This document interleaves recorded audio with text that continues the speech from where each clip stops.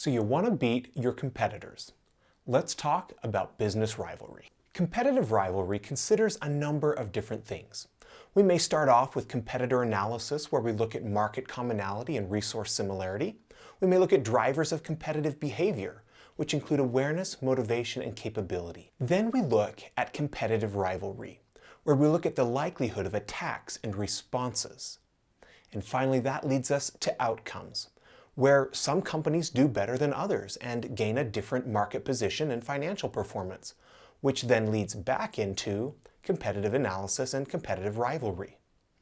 The first two boxes here, competitive analysis and the drivers of competitive behavior, each have their own video, listed here in the description. In this video, we are focused on the competitive rivalry box, likelihood of attack and likelihood of response. And we get into more details with first mover benefits, organizational size, and quality. Then we look at type of competitive action, actor's reputation, and market dependence.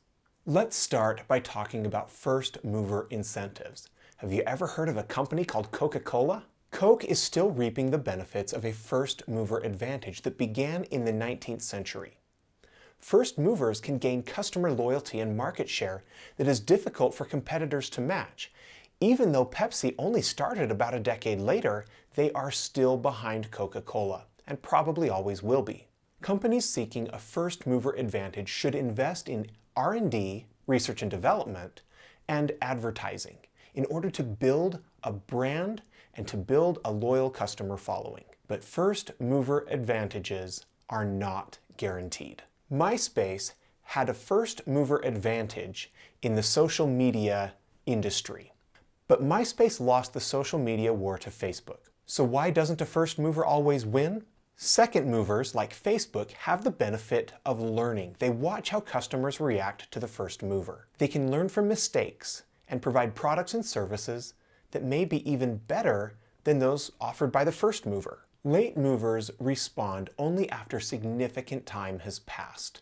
For them, success is likely to be lower and can take a lot more work and a lot more time. Returning to the soft drink industry, Coca-Cola was the first mover with Pepsi as the second mover, which is still trying to catch up. And Kroger, Shasta, Hanson, Sam's Choice, RC Cola, and others are late movers.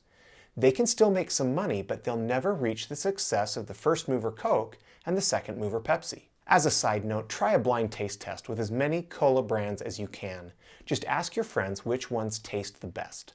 Results may surprise you. Coke won't win. Now we're going to talk about organizational size, because it matters. Large firms initiate more actions. They can do more things because they have more resources. But for large firms, when a competitive action is taken by another company, it can take them longer to act, to actually do something about it. Small firms can act quickly. They're flexible and nimble, and they can use speed and surprise to their advantage. They can also try a greater variety of actions. They're not as tied into traditions and long-held activities that their larger competitors may have.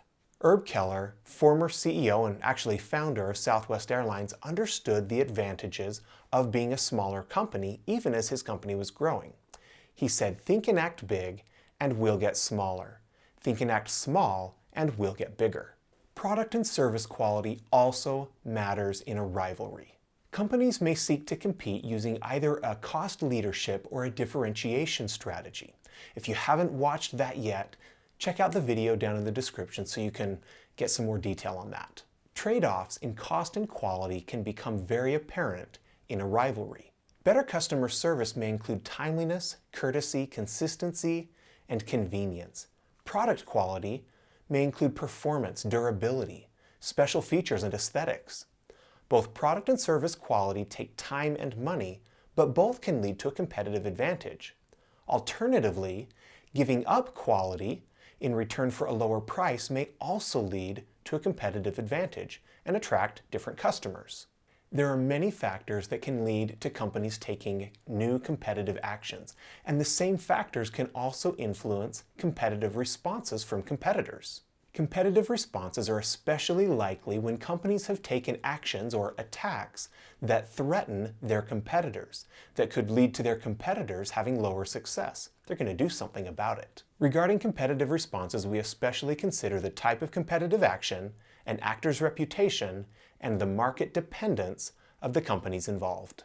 Strategic actions are those that take significant time, resources, and carry a lot of risk, while tactical actions include things like price changes or an advertising campaign. They're simpler and easier to reverse if they're not working out the way you want. In general, strategic actions taken by one company receive strategic responses from competitors, although this can take time. Tactical actions, or attacks, are usually met by tactical responses, and this can happen very quickly. We also consider companies' reputations when either attacking or responding in a rivalry.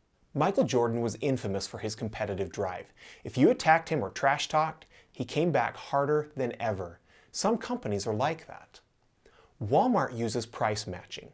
It seems like a way to serve customers and provide the best price, but what it really does is deter competitors from trying to compete on price.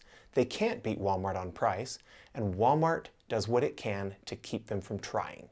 If you know that your competitor will respond strongly, you're less likely to attack in the first place. Finally, let's talk about market dependence. Some firms rely on a very specific demographic or geographic market, or a specific set of customers.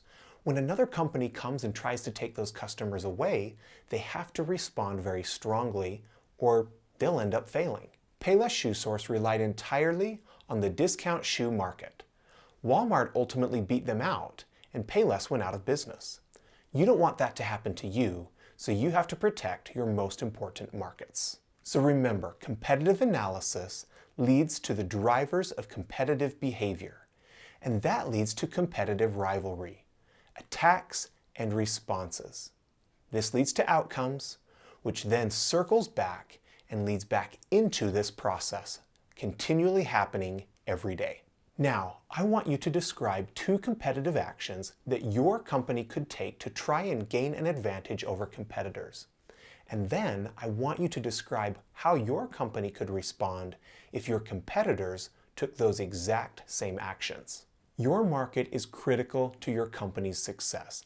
I want you to think through this process of how you can protect advantages while also seeking to gain new advantages over your competitors. Thanks for watching today. Hope you liked the video. Have a wonderful day. Take care.